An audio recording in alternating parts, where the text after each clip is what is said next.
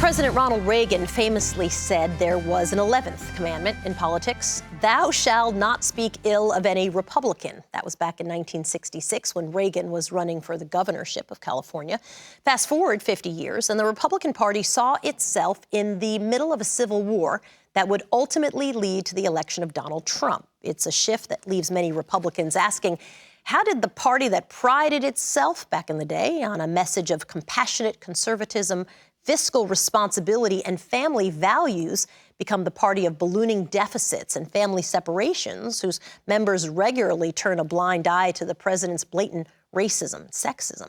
That's according to Tim Alberta. He's Politico's chief political correspondent and the author of a new book, American Carnage: On the Front Lines of the Republican Civil War and the Rise of President Trump. It's nice to have you with us. Thank you. This is not a thin book. This has been a lot to carry around in my handbag, but it's full of a lot of history, and let's jump right into it. What Civil War exactly are you talking about? So when George W. Bush leaves office, he is deeply unpopular, not just across the country with the middle of the electorate, of course, with the left, but really among conservatives. There is a deep concern that George W. Bush has essentially abandoned the principles of limited government conservatism. So when Bush is preparing to leave office in 2008, obviously you have a Republican primary, and there is a great deal of infighting about what the post-Bush Republican Party is going to look like. And in fact, none of the presidential candidates themselves wind up defining what that post-Bush party is going to look like nearly as much as the eventual vice presidential nominee, Sarah Palin. And she, more than any politician other than Donald Trump, I think really exposes this fundamental disconnect between your upscale, managerial, country club, Republican elite and your downscale, culturally conservative, blue-collar base. And there is a great deal of not just ideological friction between these wings, but cultural friction. So let's move then into the Trump era. In, I think it was May of 2016,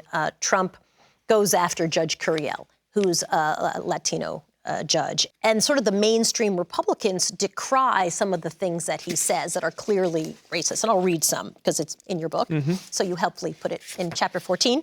It's time to quit attacking various people that you competed with or various minority groups in the countries. That's Mitch McConnell. South Carolina Senator Tim Scott said those remarks were racially toxic.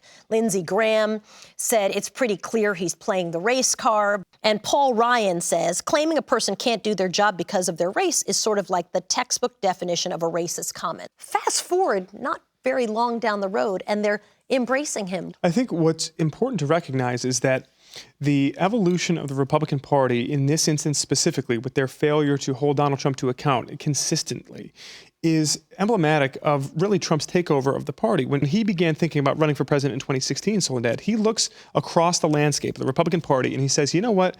These people are weak.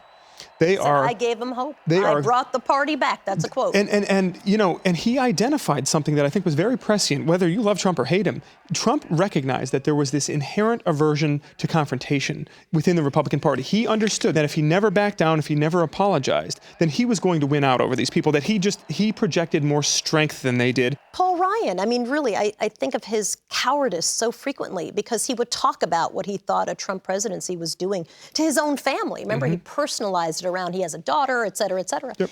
And then literally gives him a stamp of approval. And the whole campaign had been this bitter rivalry between the two of them. Ryan was as outspoken as pretty much any Republican had been. As soon as Trump wins, Ryan recognizes that he has a choice. If you are a Paul Ryan, if you are a Jim Mattis, if you're a Rex Tillerson, if you're an H.R. McMaster, a lot of these folks felt like, look, we have to have adults in the room around this guy because if you think it's bad now, imagine if a bunch of his sycophants and enablers were the ones who were surrounding him in the West Wing every day. And so we might not buy that argument. You might think that's a cop-out. But Paul Ryan would tell you, look, if there weren't this group of 5 or 6 of us who were sort of buffering him from his own worst instincts, then everything you're seeing today could be infinitely worse. I don't give it much credence, right? Because they do nothing. Right. They don't take opportunities to call out things that are horrible and that are values that their whole lives they said that they're against. I mean, at some point you have to stand up for a thing, or what's the entire point? And you would think. And then what is the point of having values if at the moment that they're tested, you can't bring yourself to defend them? The book is such a great read. Thank you. Thanks so much. I appreciate you saying that. Oh, thank you for joining us.